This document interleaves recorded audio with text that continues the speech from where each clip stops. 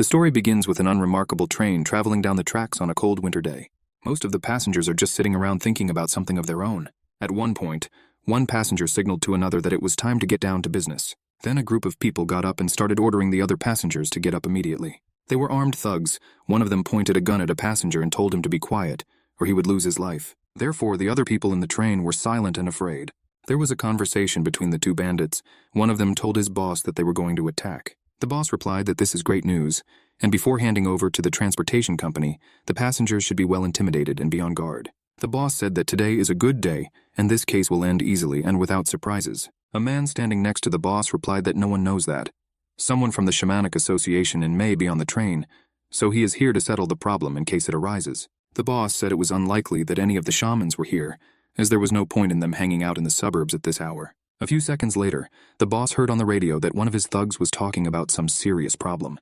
The thug asked for backup in the fourth car and said they couldn't make it on their own. At this point, the man realized that they were probably in trouble with some shaman, but he was glad because he wanted to finally use his power on someone else. In the fourth wagon, a guy in an orange shirt threatened a bandit and asked where their boss was. The bandit replied that their leader was now in the first wagon.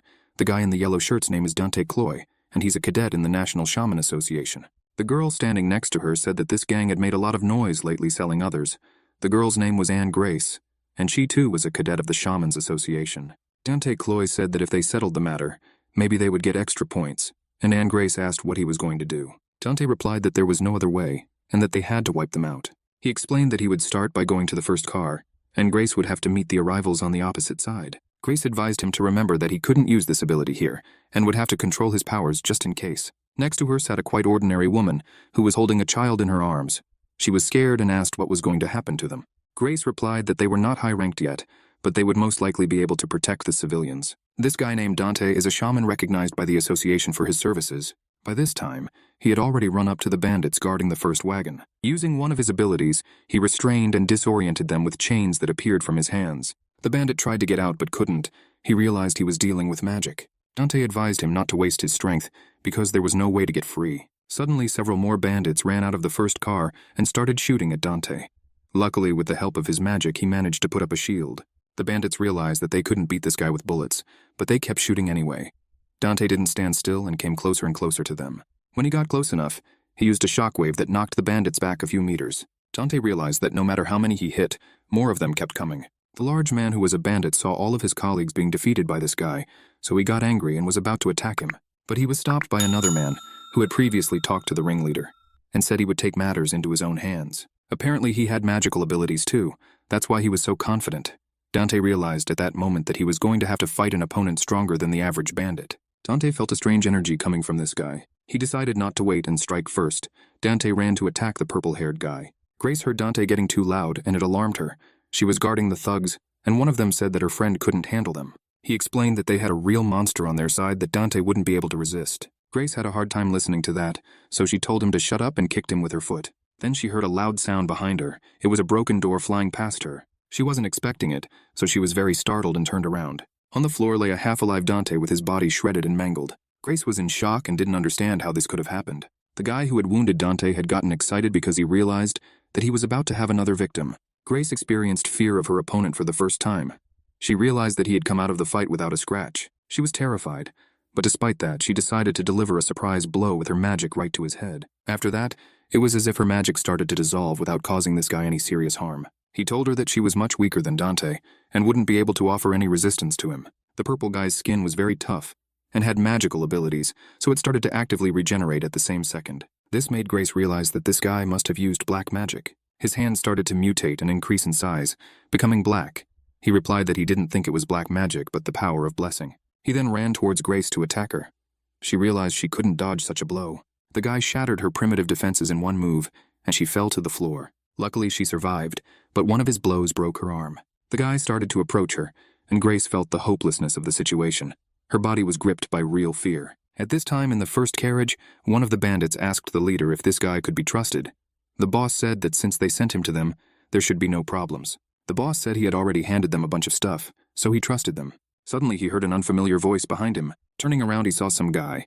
The boss asked him where he was from, and the guy said he came out of the bathroom. Then the boss kicked the guy and told him that no one dares to scare him. The boss ordered his thug to take the guy out.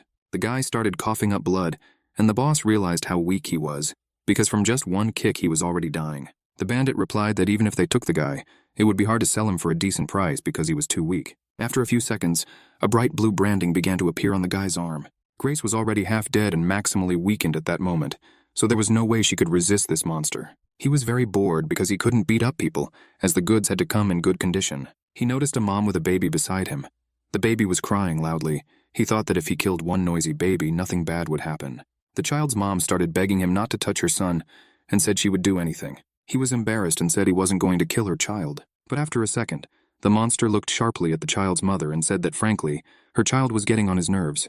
So if she didn't shut him up in 3 seconds, he would kill him. The mother became very frightened, and he started counting to 3 seconds. After counting to 1 second, the same guy that the boss hit in the first carriage appeared behind him.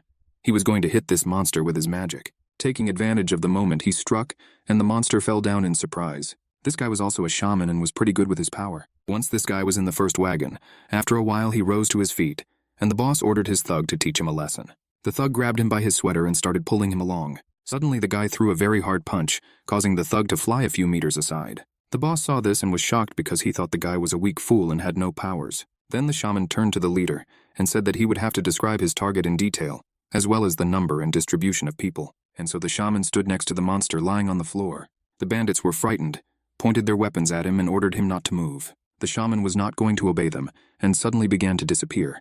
The bandits became wary as they saw him disappear. The shaman stood behind them and beat them with quick movements, causing them to faint and fall to the floor. Finally, he thought the battle was over and he could rest. His strength was running low and he seemed to have overestimated himself. He heard the voice of some man sitting in front of him. The man was shouting to him and trying to warn him that there was a monster behind him.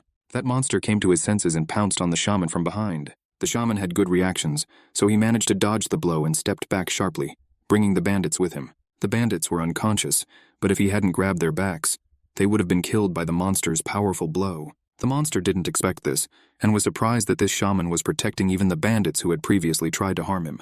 The monster then told him that he would kill him with an agonizing and slow death. He didn't expect to reincarnate into his strongest form right in the wagon, but for the moment, he was in the strongest anticipation of the fight as he was very bored before. The shaman told him that he had just taken a huge risk with his men. The monster looked mad, and replied that he didn't care about some pathetic people. After that, he immediately moved towards the shaman as he couldn't restrain himself any longer. The passengers saw this and began to tremble with fear, realizing that they too were in great danger. The shaman realized that he could easily leave, and it wouldn't be a problem for him. But if he didn't stop this monster now, there would be many casualties. So he decided to stay and try to win the battle. With one hand, he activated a strong magic shield that the monster couldn't break through. The monster was glad that he had finally met a strong opponent, and the battle would be interesting. Before this, he was completely bored fighting these two shamans as they were weaklings compared to him. After a few seconds, the shaman turned to the people behind him and said that as long as he restrained the monster, they should try to get as far away as possible. He asked that the bandits be taken away as well, assuring the passengers that the bandits were unconscious, so no harm would come to them, but that they shouldn't be left here either. Gradually, the shaman's magic shield began to weaken, and a crack appeared on it, which began to widen. Some people picked up other people in their arms and carried them. They quickly began to get as far away as possible. The monster didn't understand why the shaman was wasting his strength on these pathetic humans. When the passengers finally left, the shaman realized that now was the time to act. His brand began to glow much brighter, and he activated one of his strongest abilities. He hadn't used this ability before, as he didn't want to scare or hurt people, but now he had finally decided to put an end to this battle. The monster noticed that this shaman had branding all over his arm, and it alerted him. Before he could do anything, he was flung aside by a powerful shockwave. The monster didn't understand how this guy suddenly had such a powerful aura. He also suddenly realized that he was scared, a feeling that was very rare for him, since he hadn't been able to find a decent strong opponent recently. He said that he would not die here, simply because he had put a lot of work into getting this power. The monster became much more aggressive and started yelling that some shaman couldn't defeat him. The monster then approached him and yelled that it was going to finish him off right now. The shaman realized that such monsters needed to be destroyed so they wouldn't harm ordinary people. So he channeled all his power into his hand and used a death ray. At this moment, the entire carriage shook violently and glowed blue. The people in the other carriages noticed this and became frightened because they didn't know what had happened. The train was damaged because of the death ray, but the most important thing was that the monster was defeated and no longer posed any threat. Its body began to burn and gradually disintegrated into small particles. The shaman realized that it was over, and he could barely stand it. After 10 seconds, the shaman felt a severe pain in his stomach and started coughing up blood. The exhausted shaman fell on the floor, and blood flowed from his mouth. Finally, the train arrived at the right station, and people got off as quickly as possible. The windows were broken out in the carriage where the fight was taking place. The station staff questioned the passengers about what happened, and they explained that the bandits tried to hijack the train, but ultimately failed. The station staff tied up the bandits and waited for the fighters from headquarters to arrive shortly. One of the bandits asked his boss what they should do, since the guys who were supposed to meet them here had apparently fled. The boss yelled at him and told him to shut up. The boss blamed everything on his bandits since they lost to some weaklings even with weapons. He was very angry and was going to take revenge on this boy with burning eyes. Hearing the anger and insults from the bandits, a policeman came up to them and told them to shut up. His name was Duke Bright, and he was from the State Shamanic Association. Two men then arrived on the scene a couple minutes later. They were the 5th squad from the State Shamanic Association. It was explained to them that 20 bandits, including the boss, were trying to hijack the train. But thanks to the candidates inside, the train was freed and the civilians were not harmed. But there was one thing. There seemed to be a monster on the side of the bandits. This news surprised them a lot, as the candidates were apparently able to defeat the high-level monster. At the moment, the candidates were injured, but not fatally, so they were sent to the association's hospital. The girl who came from the association was of course interested in the guy who was just a candidate and had defeated the sorcerer. Reading his profile, she found out that he was undergoing unconventional training. He was 18 years old, and his name was Von Arasil. She also wondered if the sorcerer had given him any information. Duke Bright explained to her that he had a temper, so he was immediately placed in a prison cell. When the girl heard this, she decided to go to him and find out the information in person. But Duke Bright warned her and told her to be careful, because although he was bound, he had great power. Walking into the jail cell, she hoped he was still alive and would be able to give information. She saw him sitting there, chained there with a special device that prevented him from using his magical abilities. When he saw someone approach him, he looked up and asked her who she was. He had an intimidating and angry face, so she asked him to keep it simple. She also explained that he had been defeated by candidates who weren't even shamans yet, so there was no point in showing off. After that, she said that she wasn't going to have a long conversation with him, so she was going to ask him directly. Even though she knew she wasn't likely to get a coherent answer from him, she asked him where he learned magic. He replied that he wasn't going to say anything, and was willing to die right there on the spot without saying anything. The girl said that if things didn't work out, she would take the hard way. The girl started to activate one of her abilities, and it really scared him. After a few seconds, a loud scream was heard from the prison cell. He screamed so loudly that all the fighters standing around him heard it too. After a moment's noise, the girl came out and said it wasn't him. She ordered Duke Bright to send this prisoner to a maximum security prison. She then wished him good luck and left, saying they would return to headquarters. The staff was surprised that this was the same girl from Squad 5 who had tremendous strength. Duke Bright said she was their boss, so they should obey her, but advised them not to cross paths with her in their lives. The policeman was interested and asked why. Duke Bright explained that until recently, she had to solve the darkest cases. That's why Duke Bright advised him to stay away from her. At this moment, the monster sitting in the cell felt intense fear and misunderstanding, as this girl's eyes were the same as that guy's eyes. The events move to the hospital where Arasil wakes up after a long sleep. He looks around and realizes that he is under a capillary in the hospital. As he looks out the window, he realizes that he is in an unusual hospital. This hospital was in the State Shamanic Association. He rejoiced because he had finally gotten here. Elves are mysterious creatures that have coexisted peacefully with humans since ancient times. But unfortunately, after the extinction of the forest spirits, they disappeared too.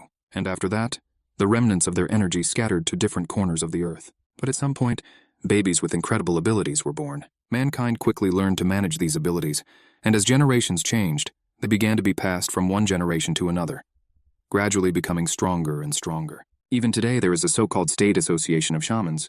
When Arasil looked out the window, he saw a fight breaking out. Two guys were having a conflict. The atmosphere was getting hotter by the second. The conflict involved Dante, who had recently been discharged from the hospital, and a man in a yellow cape. The man laughed at Dante after a rumor spread through the State Association that the famous Dante had been defeated with just one punch. This power that some children received was called magic tricks, and other names. But today it is officially called witchcraft. And those who are able to use this power thanks to the blessing of the elves are called shamans. Suddenly, Arasil felt the gaze of someone watching him. It was the doctor. The doctor noticed that Arasil was a little scared, so he said not to worry and introduced himself as the official doctor of the State Shaman Association.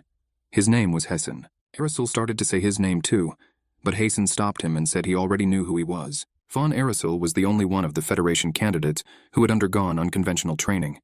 In the past 3 years, he had over 10 successful captures of bandits and black mages. Hessen explained that not many people knew what Arasil looked like, but among the elite of the association, he was now quite famous. A boy who hadn't even been trained in a shaman school, single-handedly hunting down black mages. The doctor also said that he didn't expect such a strong hero to have such a decrepit body. After looking at the form, Hessen said that the treatment was finished, and it was likely that Arasil could already consume Jin. Hearing that, Arasil decided to test it right here. Jin was the name of Arasil's special technique. He used the technique and succeeded. Arasil was surprised as the resistance had decreased a lot. Or rather, he didn't feel it at all. Usually it took him at least a week to recover to this level. Arasil said that was cool, and Hessen replied that he was the only one who could heal him that fast. Honestly, Hessen himself was surprised at first because everyone's resistance strength is different, but Arasil's case is unique because he either has resistance or none at all. Either way, the doctor did the best he could and reminded him that he had an exam tomorrow, so it was best not to waste any energy. The noise outside intensified. Hessen said it had started again and sighed. There was a fight between two people outside. It was Dante and the guy in the yellow cloak. One by one, they used different techniques to attack each other. But mostly it was Dante who attacked, so that guy had to defend himself. Dante was very angry because he didn't like to be insulted. The people watching them decided to separate them, because otherwise they could hurt each other, and it would end badly. But they didn't, because the one with the scar was Dante. He lived in a terrible place known for being inhabited by slaves and bandits, but he was able to escape and become famous. And that guy with the blue hair, his name is Roy Ezeford. He's a superhuman who became famous in Darnell territory, so he's not bad either. A man in the crowd asked the man who told him all this how he knew all this. The man replied that you have to know the strongest beforehand, so you can decide sooner who to be friends with later on. Suddenly they saw that the man, who was also standing in the crowd, walked out to the battlefield where the two were fighting. Once there, he abruptly grabbed the two of them by their hands and threw them in different directions. As they scattered in different directions, they didn't realize what had happened and who had gotten into their fight. The man advised them to stop immediately, as they were candidates for membership of the association and should behave with dignity. He said that if they did not stop right away, he would stop them himself. Hessen was upset because Dante had just been discharged and he was still having some problems. Arasil asked the doctor if it might be better if someone separated them right now. Hessen calmed him down and said that they have situations like this happen all the time. Hessen also said that if they kept fighting now, someone would show up soon. Arasil was surprised and wondered who Hessen was talking about. Suddenly, all three of them were shackled in strong magical chains from which they could not break free. The man couldn't break free and didn't understand where the chains came from. It was a strange guy with a staff. Thanks to the staff, he put them in chains and told them to sit quietly. He thought the guys would be quiet this time, but he was wrong. He also said that if this continued, they would be expelled before the exam. The people standing in the crowd realized that these were real shamans from the association, as they were wearing uniforms, and massacred the three very quickly. He then ordered everyone to disperse and said there was nothing funny about it. Honestly, he was getting tired of it. Not a day went by without an incident. Suddenly, he was distracted by another shaman standing behind him. He said that there was a report that the girl who had recently become commander had disappeared again, so they were asking if she was here. The HQ guy then offered to send the guys out to look for her. Another shaman stopped him and said that she was probably walking around somewhere again. It was the same girl from the 5th squad who had interrogated that monster and now came to the hospital room. It was Arasil's room, and after a few seconds there was a knock, and Hessen thought it was strange because he had not been told that someone would be visiting Arasil. Hessen opened the door, and the girl said hello, saying that she hadn't seen Hessen in a long time. Then she noticed Arasil standing behind Hessen. She approached him and realized that he was a famous boy who caught a high-ranking black magician on the train this morning. She also said she was out of shape right now, so it was hard to recognize her. She introduced herself, and her name was Sol Einar. She was the commander of the 5th squad from the headquarters of the State Shaman Association. Einar just wanted to get acquainted before the candidates took the exams. Arasil had heard of her, for the association existed not so much because of the veterans of this business, but because of young but very strong shamans, each of them capable of single-handedly dealing with dozens or even hundreds of opponents. Einar looked like an unremarkable girl, but apparently she was that kind of person. Hessen had told her that since she had a new position, she had to give advance notice of a visit, so she couldn't just go whenever and wherever she wanted. Anara didn't like Hessen lecturing her, so she said that she was now above him in rank, and he shouldn't lecture her. She also said she knew there were 3 wounded, so she asked how the others were doing.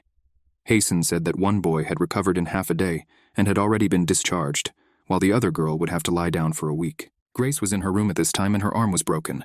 The wounds were too serious, so she knew she wouldn't be able to make it to tomorrow's exam. Hessen also said that Arasil wasn't fully recovered either and needed rest, so Einar decided not to bother him and left. She wished him luck and told him that he would have to be vigilant before tomorrow's exam as it would be difficult. She explained that after today's incident on the train, word had definitely spread about him among the other guys, and some of them might turn out to be quite unfriendly or somehow doubt his strength. Of course, it was unlikely that anyone would dare to attack during the exam, but there were too many people gathering, so one had to be careful. Hessen asked Einar what she was intimidating him for.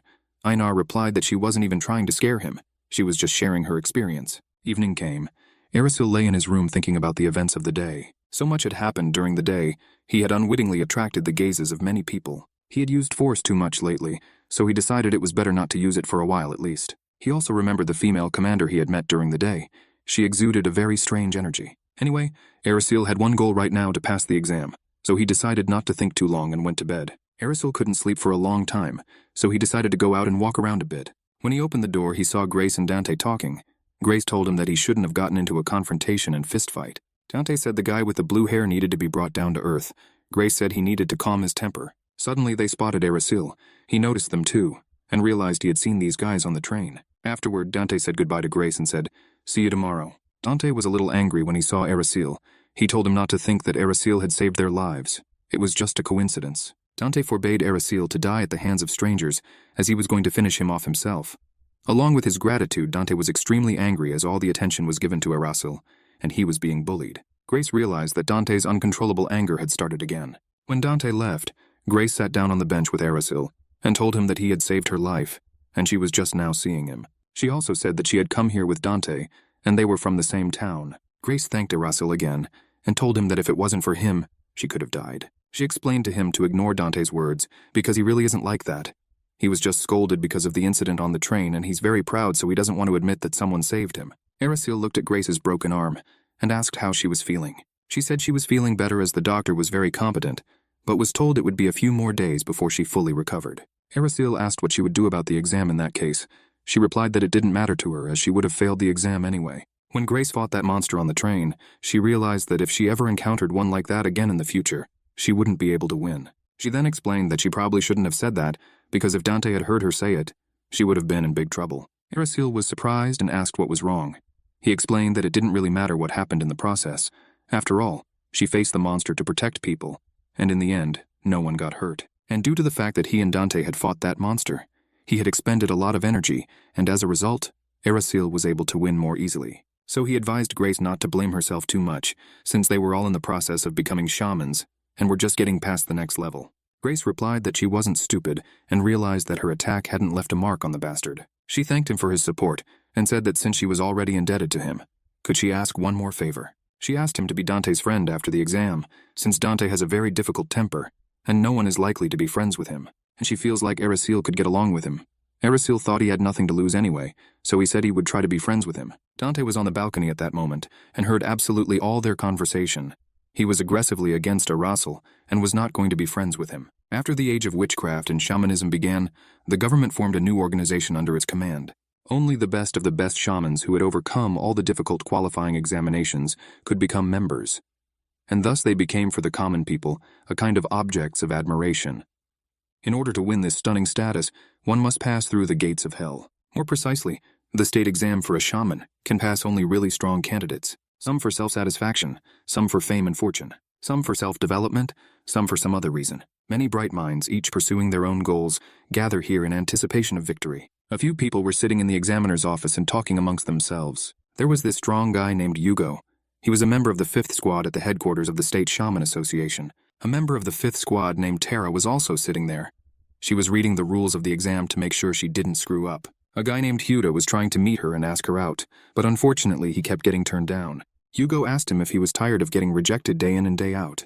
Huda was lonely and wanted to find a girl. Suddenly the thought occurred to him to try to seduce the commander. He thought she would buy it if he told her he loved her. Hugo told him that it was a very stupid idea, because if Burr found out about it, it would be very bad. Hyuda replied that compared to Beer, he is more suitable for a commander, especially they don't have that kind of relationship. Suddenly, Hugo noticed someone approaching and standing behind Hyuda. Hugo, in a trembling voice, told him to turn around. It was Beer, and Hyuda didn't even notice him coming toward him. After a couple seconds, Commander Einar also approached them. They were arguing so seriously that they didn't even hear someone else enter the room. Hugo asked her why she had come here. Einar replied that she had come here to support them, and she was surprised by their reactions, as if they were displeased. Hugo replied that she herself disappeared from time to time without letting anyone know. Einar apologized for the last incident and lied that she accidentally forgot that there was supposed to be a department meeting yesterday. She then asked that if they were talking about something serious, could she join their conversation. Hugo replied that they weren't discussing anything special. Suddenly they heard an announcement. The announcement said that all examiners should gather in the central hall on the first floor of the main building, as the exam would start soon. Huda was excited and wanted to look at the newcomers. Einar stopped Tara and told her that she was relying only on her and was leaving these two to her. After Tara, Huda, and Hugo left, Einar wished them to be careful not to overdo it. She also shared her thoughts about the exam with Beer. She thought it would be much harder for the newcomers this year since the exam had become more serious. She was even a little curious how many newcomers would be able to pass the exam. An announcement also sounded outside, asking each candidate to confirm their identity and sign a consent to take the exam on the first floor. Arasil went to the front desk on the first floor like everyone else and read the document. It said that the state association was not responsible in case of death of one of the candidates. Arasil became alarmed as he realized that people might die while taking the exam. But he signed the papers and was given some kind of round balloon. He was told to just hold the balloon and not to lose it. In the exam, they would explain what the balloon was for. When Arasil accidentally dropped the balloon on the floor, the balloon rolled to the side. The orb rolled under some guy's feet. This guy was discussing with his friends that he didn't get enough sleep last night, and now his whole body hurts. Arasil noticed the orb lying under his feet and tried to warn him. Unfortunately, Arasil couldn't stop him in time, and the guy stepped on the ball and slipped falling to the floor. Getting to his feet, the guy didn't realize what had happened. Arasil asked him if he was okay, but the guy found the question humiliating and got angry with him. Suddenly, the guy was grabbed by another guy with red hair. He advised him to stand quietly and not to get into confrontational situations. The red-haired guy further apologized for the noise and said that it won't happen again. He also gave Arasil back his orb and explained that it would be a shame to lose the orb, as it would be a shame to get a failing grade for something so stupid. After a couple seconds, their group left and the red-haired guy explained to the brothers that they needed to keep their cool, or they would die during the exams. The red-haired guy was the last son of the Letterford family. He was the complete opposite of his brothers, and was also among those taking the exam. Next, all the candidates moved to the large hall of the State Association. There were at least 70 people there, and Arasil was asked if they would take the exam right there. The people behind Arasil were discussing about the incident that happened in the train, and the fact that the novice had defeated the sorcerer. They were the same guys that Arasil had just had a conflict with. Luckily, they didn't know the name or face of the rookie who had defeated the high-ranked sorcerer. The red-haired guy told them that this rookie was also taking the exam, and it would be interesting to see who he was. Arasil realized that right now almost no one knew who this rookie was. This was good for Arasil, as he didn't want to attract any unnecessary attention and trouble. Suddenly the voice of some bearded man came out. He congratulated the candidates on winning the difficult qualifiers held in their territories, and also congratulated them on getting the opportunity to be certified here. His name was Gregory, and he was the commander of the 3rd Squad. Today he was the main person in charge of the exam. He said that the candidates had spent years developing their talents, and today was finally the day when the candidates would have to show what they could do, and their examiners would determine their true potential. And if there was even a small flaw or mistake, the candidates would fail the exam. Roy looked at the examiners and realized that these were the same people who had stopped their fight with Dante yesterday. Before starting, Tara announced that the exam would be held in actual ruins. Ruins are structures that have existed since the forest. Spirits and humans live together. No one knows who built them or why. But due to the uncharted nature of the phenomenon and the dangers lurking within them, the ruins are under strict control of the State Association. Shamans, in order to ensure the safety of the country, to conduct research in these territories, as well as operations requiring direct presence when necessary. But recently, with the rapid expansion of such territories, there are not enough shamans to clean them. Therefore, the State Association needs new people who can immediately get involved in these activities. The rules of the exam are as follows. The time limit is 30 minutes. Initially, the path will pass through the first altar and end near the final second altar.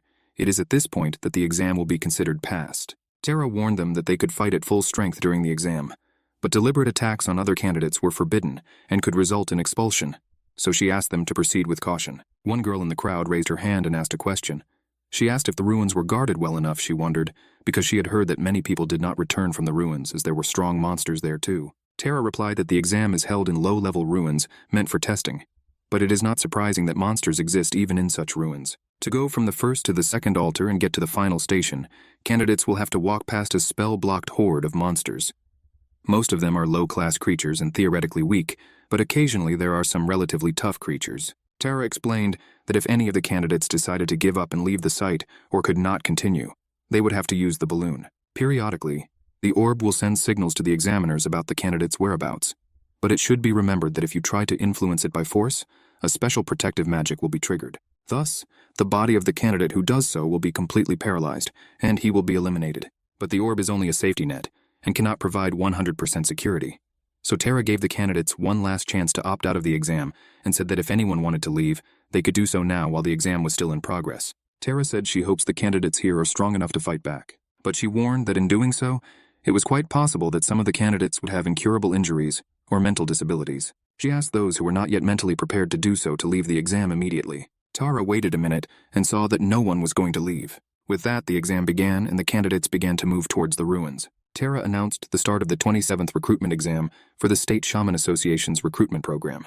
The candidates didn't understand what was happening, and Tara explained that the staff association had prepared a spell in advance to move toward the ruins. Huda told Tara that he hoped the exam would be over as soon as possible, as he wanted to go to bed. Erasil had never been under a displacement spell before. He was glad that the association was capable of such powerful spells. After a few more seconds, all the candidates disappeared and moved into the ruins. After that, Grigori ordered an ambulance to be prepared in advance, as many of the new arrivals would not be able to cope. Commander Einar was also there, and said that holding the first exam in the ruins was too ruthless. The newcomers had just started walking, and the association already wanted to send them flying. Gregory noticed her, and said he didn't expect to see her here. He said that now the association needs real fighters, not just anyone.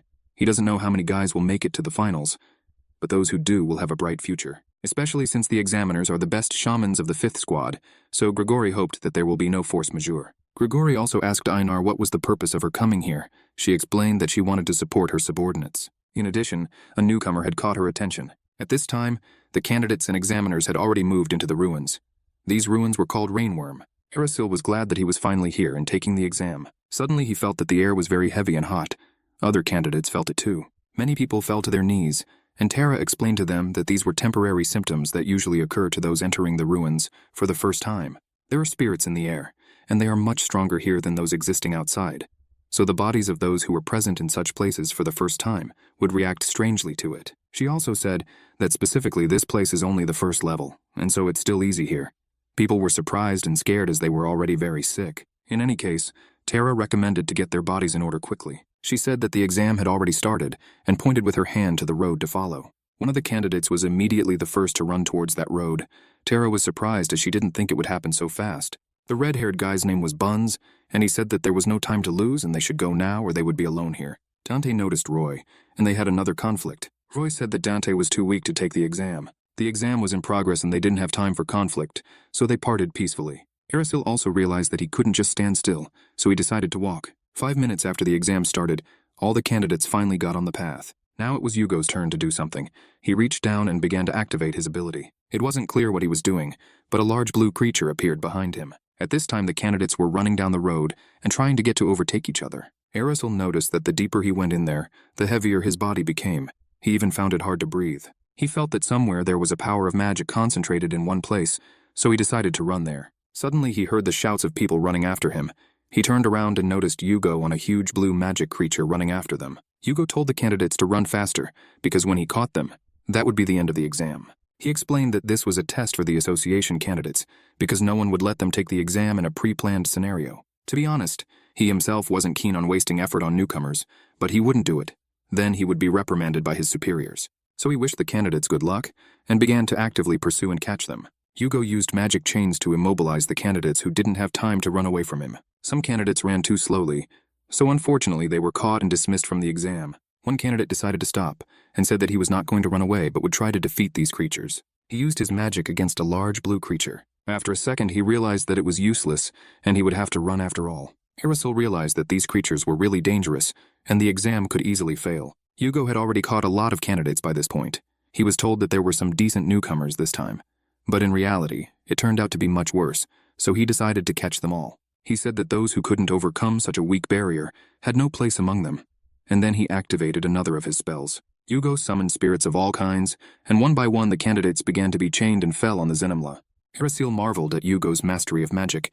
He also realized that at this rate, the selection would end here. He wanted to use his true power later, but unfortunately the situation was not suitable for that. Because of this, he sped up a lot and started running much faster than the other candidates. Erasil quickly grew tired and realized that his body had not fully recovered yet. He should have saved most of his energy until his destination, where the spirits were gathering. But since the situation was now very dangerous, he decided to speed up as much as possible and break away from all the candidates. Roy watched in amazement as Erasil tore ahead and realized that he was probably the same guy who had defeated the sorcerer on the train. Dante and Roy noticed that the chains were approaching them very fast and realized that they had to do something, or they would fail the exam. Roy used his shield and Dante easily repelled the chain's attack. Dante suddenly realized that when he had fought Roy, Yugo had put him in chains and there was nothing he could do. But now it was quite easy for him to do so. Thus Dante concluded that Yugo had not used the warrior's power to its fullest at the moment. After watching the candidates reflect his attacks, Yugo realized that it wasn't all that bad and there were indeed some capable guys. About 10 minutes after the exam started, Yugo stopped chasing and catching the candidates. He had already caught about half of the candidates. One of the chained candidates was very unhappy and didn't understand why he hadn't been warned in advance. Yugo approached him and told him that he was a fake who couldn't resist even a simple spell and wouldn't admit defeat even now. Yugo said that he was warned in advance that they would only choose those who were already capable of joining the work of the association. And if that candidate got into a real fight, the monsters would have already killed and eaten him. Russell was running away at top speed at this time, and finally stopped using his spell as he had sufficiently distanced himself from the other candidates. He realized that he still felt good and needed to hurry. Not far in front of him he saw a light, and realized that the place was just around the corner. Once there, he saw strange structures and realized that this must be the first altar. The air here was a little different from before. The aura in this room was calmer and consequently easier to breathe. He remembered that beyond the barrier was a path leading to the second altar. Eraisil realized that the aura there would be much heavier. After a few seconds, he adjusted and crossed the barrier. Eraisil ran forward and realized that he was first, and that gave him an advantage. But all this time at the first altar, someone was watching him. It was the girl who, after announcing the exam, ran straight to the door. Eraisil had already traveled far enough, but he still didn't see any demonic spirits, and that was strange. He was disturbed by the darkness, and could clearly feel breathing, as if someone had been here. He assumed that maybe that someone was watching him right now. Suddenly at this second he was attacked by a demonic spirit that appeared out of nowhere. Eraisil reacted quickly, and easily repelled its attack, causing the demon spirit to fall to the floor and never moved again. Demon spirits are creatures formed from the death of forest spirits, or originated in the ruins themselves. They currently exist in all ruins and pose varying degrees of danger. They are sort of the ancestors of sorcerers. Approaching the demonic spirit, Eraisil saw that it was dead. Apparently these demonic spirits were very weak since this was a low-level ruin. Eraisil then noticed a huge number of similar demonic spirits around him. He realized that nothing comes easy in this world. Huda at this time wondered if they were doing the right thing. They were just candidates, and they were using expensive artifacts against them, and holding the exam in the ruins, especially since Huda and the others were only given access to this place after 3 years of training. Terra replied that the level of training in the shaman schools was very high now, and very different from their training in the past. Also, those who escaped from Yugo are not so weak. Huda suggested that Yugo just didn't use his power to its fullest. Huda asked her how many candidates she thought were left. He said there were a couple of famous guys. Terra replied that it didn't matter because no matter who they were, or what regalia they wore before, they were just candidates now. And so what matters is how they plan to get out of the difficult situation they've gotten themselves into for the first time in their lives. 17 minutes after the exam began, Eraisil had interrupted almost all the demonic spirits and escaped some of them. He knew that a prolonged attack might not turn out in his favor. However, things seemed to be going well now, because at some point these monsters stopped chasing him.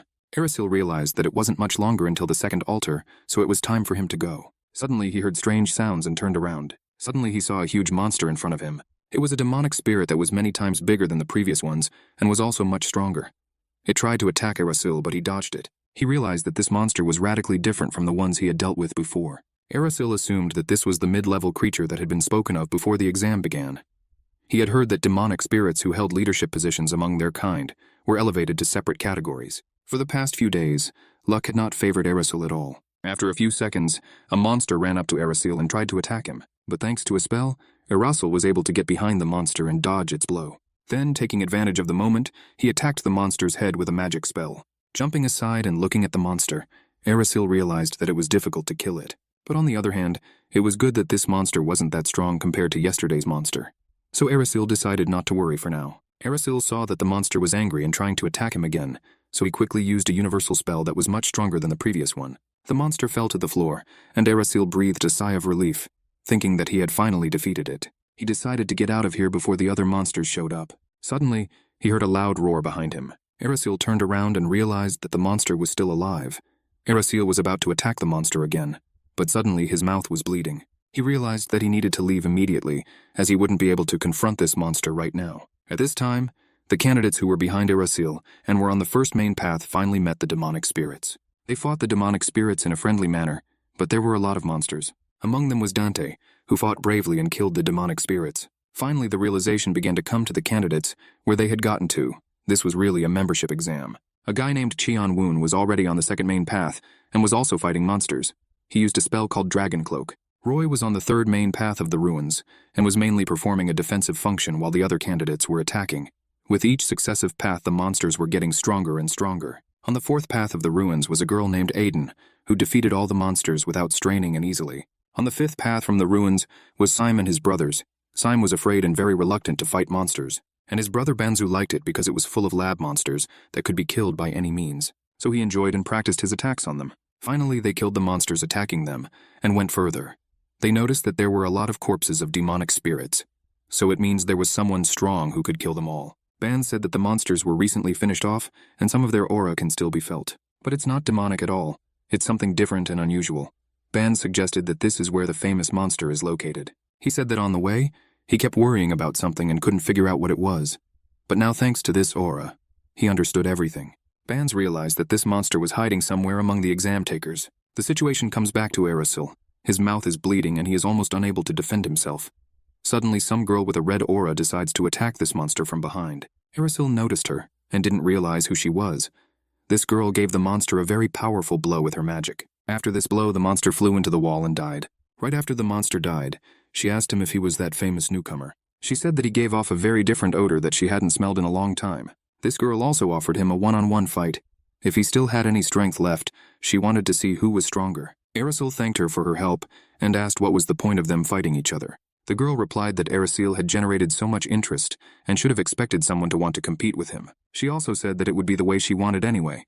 Arasil replied that he didn't want to fight his co-workers for such silly reasons. The girl told him that the ultimate goal is quite near, and if he wants to get there, let him defeat her first. He realized that this girl was too stubborn, and it was unlikely that he would be able to make her back down.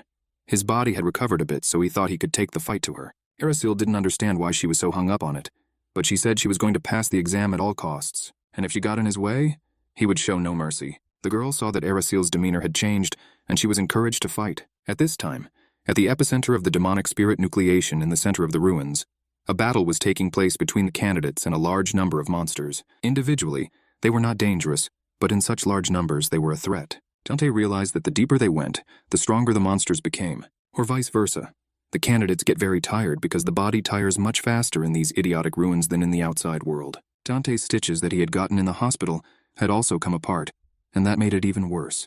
The guy standing next to Dante said he couldn't fight anymore, so he activated the orb, walked out of the exam. The other men standing behind Dante also decided to end the exam, as their own lives were more precious to them. Dante realized that he really could die, and thought about giving up as well. He remembered Arasil and realized that Arasil had probably already arrived on the scene. Before this exam, Dante thought he could win easily. He thought he was prepared enough, but it turned out to be different. He remembered Grace and realized that if he gave up, he wouldn't be able to look her in the eyes as normal. So he decided to pull himself together and brave the monsters. He would either die or win. There were only two options.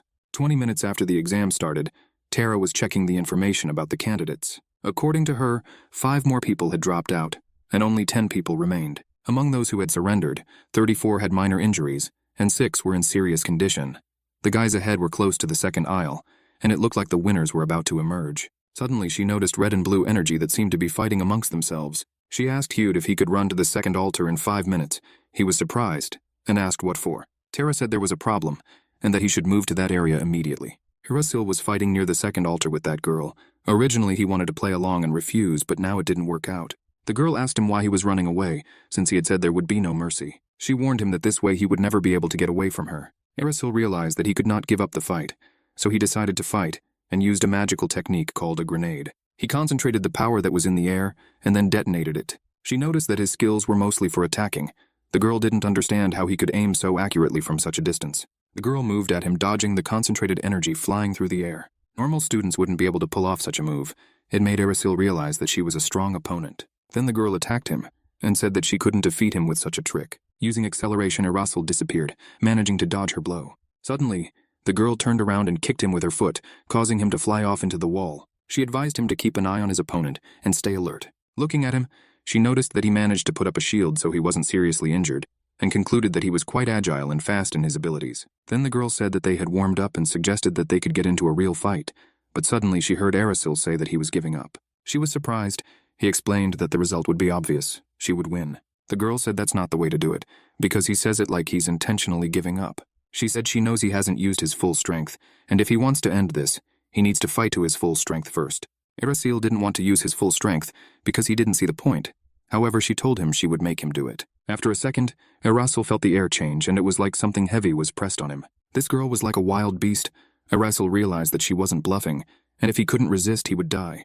Arasil was now facing a real battle, just like with that monster on the train. The girl was excited and anticipated their real legendary battle. After that, they moved to run at each other, and it was like a battle between the forces of light and the forces of darkness. Finally, Hyuda ran there and Yugo was with him. Luckily, they managed to stop them before the battle started. Hyuda didn't understand why they decided to fight. Yugo also thought it was some kind of madness. So after a few seconds, Yugo said that from now on, both of them would be expelled and put in chains. The girl tried her best to break free, but Hyuda advised her to calm down immediately. Fortunately, she calmed down and Hyuda released them both from the chains. Yugo realized who the girl was and told Hyuda it was her. Red eyes and incredible strength were the traits of the Aratan clan. This was the first time Yugo had seen people from this clan in person, so he was impressed. He said that this girl was still young, but already had incredible strength. The blood could not be hidden because what she had and what this monster had were one and the same. Arasil asked Yugo if it was true that they would now be eliminated. Yugo looked at him and realized that he was the famous newcomer. Yugo explained that fights between rookies were forbidden in the ruins, and so they would both be eliminated, especially since they were originally warned about it. Arasil started to explain that he couldn't do otherwise, but Yugo interrupted him and said that those were the rules. Yugo realized that since she was involved in the showdown, it was not for them to give a final answer. The decision would be made by the association committee after the exam was over. Yugo told him that if he thought there were no grounds for expulsion, then let him go there and deliver those words. He now ordered them both to follow him to their final destination. Yugo advised them to keep their heads down and walk quietly, or they would not get off easily. After a while they came to their destination, and it was the second altar. The girl was very bored and was waiting for someone to finally come to the second altar. She saw Arasil's sad face and asked him why he was so upset. She assumed that he was afraid that they would actually be expelled. The girl explained that in this world, whoever is the strongest is the one in charge, and the state association would not refuse such a gift in the form of a very strong shaman. So there was no reason to worry. She also asked his name and learned that his name was von Arasil. Finally, she decided to give her name, and her name was Abel Drehu. She said that they would probably have to see each other often, so she suggested that they become friends. Arasil replied that they would have to leave soon because of her. Abel apologized again and said that she didn't think the examiners would go to such depths. Yugo was surprised that a few minutes ago they were trying to kill each other, and now they were talking peacefully. Hyuda replied that they were at the age where their hormones were going off the charts. Anyway, Yugo said that he didn't really like being an examiner and wasn't suited for it. Suddenly Yugo noticed Banza approaching the second aisle. Yugo greeted him and remembered that he had seen Banz on the blacklist too. Banz approached Arasil and said that he knew Arasil would be here first. He then spotted Abel and told her that they hadn't seen each other in a while. Abel got mad at him and told him to stop showing off or leave right now. Buns asked why she was so angry since he was just saying hello. He told her that it was time to put the past behind them since they would have to work as a team. Yugo didn't understand why they were all mad at each other and conflicted. Buns smiled and said that it was okay, and that he was just saying hello. Banz also realized that the guy who overtook him and came in first was a famous rookie, although you couldn't tell that from his appearance. A few more minutes passed and Yugo looked at the timer. There were 30 seconds left until the exam was over. He congratulated everyone who had passed the exam. Only 9 people in total had made it to the second altar, less than a quarter of the total. There were 10 seconds left, and Yugo started the time report. Almost all of the candidates who came to the second altar were badly mangled and shabby. Buns were there too. He didn't expect them to make it here, so he praised them. Yugo regretfully reported that only 9 people had come, and the state exam was over. Suddenly he heard Dante's hoarse voice asking him to wait for him. He was limping very badly and was covered in cuts. From his last strength, Dante only had a few meters to walk to the second altar.